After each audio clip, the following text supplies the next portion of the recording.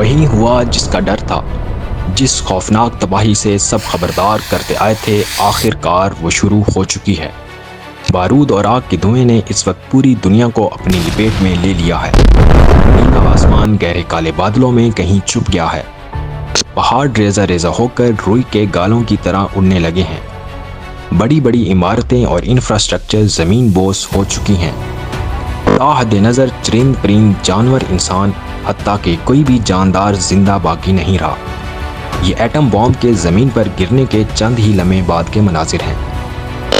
جہاں ایک طرف اتنے وسیع پیمانے پر دنیا میں تباہی پھیل چکی ہے، وہیں پر 4 ممالک ایسے بھی ہیں جو کہ بالکل محفوظ ہیں۔ ان کنٹریز میں بڑی بڑی انفراسٹرکچرز اور عمارتیں اب بھی پورے آب و تاب کے ساتھ کھڑی ہیں۔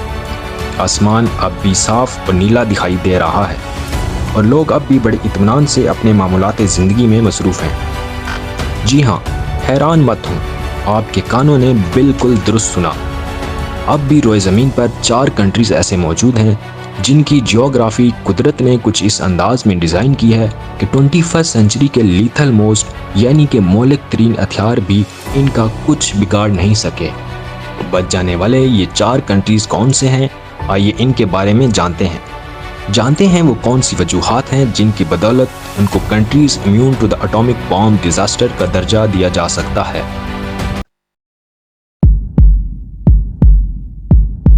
اس لسٹ میں چوتھے نمبر پر موجود ہے یہ چھوٹا سا جزیرہ نما ملک فجی۔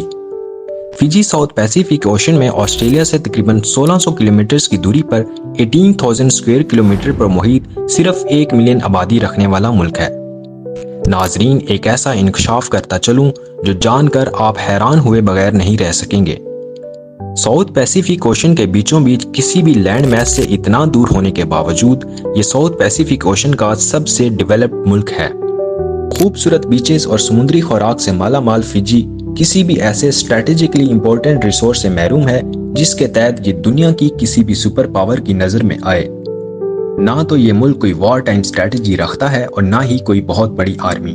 اس کے پاس صرف 6000 فوجی دستوں پر مشتمل ایک چھوٹی سی فوج ہے۔ فجی کو ایٹم بم کے اثرات سے بچانے والی سب سے اہم چیز اس کی اسٹریٹجک ڈیپتھ یعنی کہ اس کی ڈیپ لوکیشن ہے۔ یہ ایشیا، افریقہ، امریکہ اور یورپ سے اتنا دور ہے کہ باقی دنیا میں ہونے والی جنگ کے سائیڈ ایفیکٹس اس تک پہنچ ہی نہیں پائیں گے۔ اس کی اکانومی کا زیادہ تر انحصار ٹورزم پر ہے، لیکن اگر ورلڈ وار کے تحت ٹورزم انڈسٹری بند بھی ہو جائے تو اس ملک کے پاس وسیع و عریض ایگریکلچرل لینڈ اور سمندری خوراک کے بڑے ریسورسز موجود ہیں جو اس ملک کے باشندوں کو ایک لمبے عرصے تک کافی ہوں گے۔ تیسرے نمبر پر موجود ہے یہ ملک آئس لینڈ۔ یوکے اور باقی یورپ سے تقریباً 1000 کلومیٹرز دور نیچرل ریسورس اور نیچرل خوبصورتی سے مالا مال آئس لینڈ اٹلانٹک اوشن کا دوسرا سب سے بڑا جزیرہ ہے۔ کسی بھی جنگ کی صورت میں آئس لینڈ کو سیف بنانے والی 2 چیزیں انتہائی اہم ہیں۔ نمبر 1 اس کی یونیک لوکیشن۔ یہ یورپ اور باقی کنٹریز سے اتنا دور ہے کہ ڈائریکٹ وار کی صورت میں اس کی طرف کسی کا دھیان بھی نہیں جائے گا، اور نہ ہی کوئی ایٹم بم گرایا جائے گا۔ سیکنڈلی، آئس لینڈ کے پاس اتنے زیادہ رینیویبل انرجی ریسورسز موجود ہیں کہ یہ اپنی انرجی کی 100% ضروریات خود ہی پوری کرتا ہے اور کسی بھی دوسرے کنٹری پر انرجی امپورٹس کے لیے ڈیپینڈنٹ نہیں ہے۔ ورلڈ وار کے دوران جہاں باقی ممالک انرجی کرائسس میں گھرے ہوں گے، وہاں آئس لینڈ کو کوئی خاص فرق نہیں پڑے گا۔ اس لسٹ میں دوسرے نمبر پر آتا ہے نیوزی لینڈ۔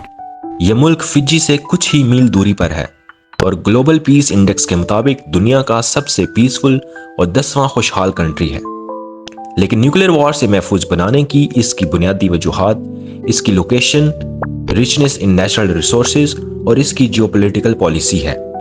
اس کی لوکیشن فجی سے بھی 1600 میل ساؤتھ کی جانب یعنی کہ پاسبل ورلڈ وار کے سائیڈ ایفیکٹ سے اور بھی زیادہ دور۔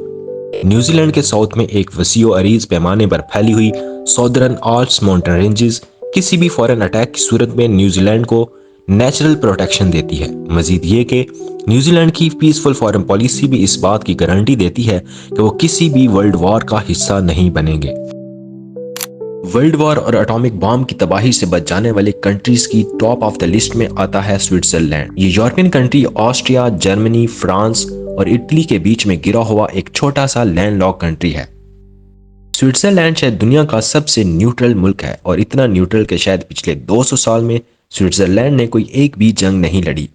1815 में इसने अपनी आखिरी जंग नेपोलियन के खिलाफ लड़ी थी। इसके न्यूट्रल होने का अंदाज़ा आप इस बात से लगा सकते हैं कि यूरोप में होने के बावजूद ना तो ये यूरोपियन यूनियन का हिस्सा है और ना ही नेटो का। अगर वर्ल्ड वॉर 3 और एटॉमिक बॉम्ब की डिजास्टर शुरू होती हैं तो स्विट्जरलैंड इसके इफेक्ट से इतना ज़्यादा महफूज क्यों होगा? इसकी सबसे बड़ी वजह है इसकी जियोग्राफिकल लोकेशन। इसको अगर 3 हिस्सों में तकसीम करके देखा जाए तो इसके वेस्ट और नॉर्दर्न पार्ट में मौजूद ज्यूरा माउंटेन रेंज इसको फ्रांस से सेपरेट करती है।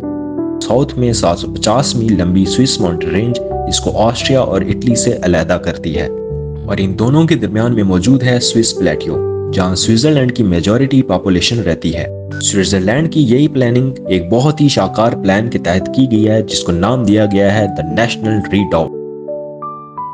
इस प्लान के तहत किसी भी वॉर की सूरत में स्विट्जरलैंड की आर्मी यहाँ दरमियान से निकलकर साउथ में मौजूद एल्पाइन रीजन में चली जाएगी। इन पहाड़ों पर स्विट्जरलैंड ने 26,000 बंकर्स, एंटी एयरक्राफ्ट गन्स और मशीन गन्स डिप्लॉय कर रखी हैं। ये जगह इतनी सिक्योर है कि आसमान से इसको डिटेक्ट करना इंतहाई मुश्किल और ज़मीन से टारगेट करना तकरीबन नामुमकिन है। दूसरी चीज़ जो स्विट्जरलैंड को किसी भी न्यूक्लियर अटैक से इतना सेफ बनाती है वो ये कि स्विट्जरलैंड के पास इतनी ज़्यादा तादाद में न्यूक्लियर अंडरग्राउंड बंकर्स मौजूद हैं कि इसकी सारी आबादी बआसानी इन बंकर्स में पनाह ले सकती है। 1978 में ये कानून बना दिया गया था कि स्विट्जरलैंड की हर रेजिडेंशियल बिल्डिंग के नीचे एक न्यूक्लियर ब्लास्ट प्रूफ बंकर मौजूद होगा। इसकी न्यूक्लियर शेल्टर कैपेसिटी 140% है, मतलब अपनी मौजूदा आबादी से 14% ज़्यादा लोग इस मुल्क में मौजूद न्यूक्लियर ब्लास्ट प्रूफ शेल्टर्स में पनाह ले सकते हैं।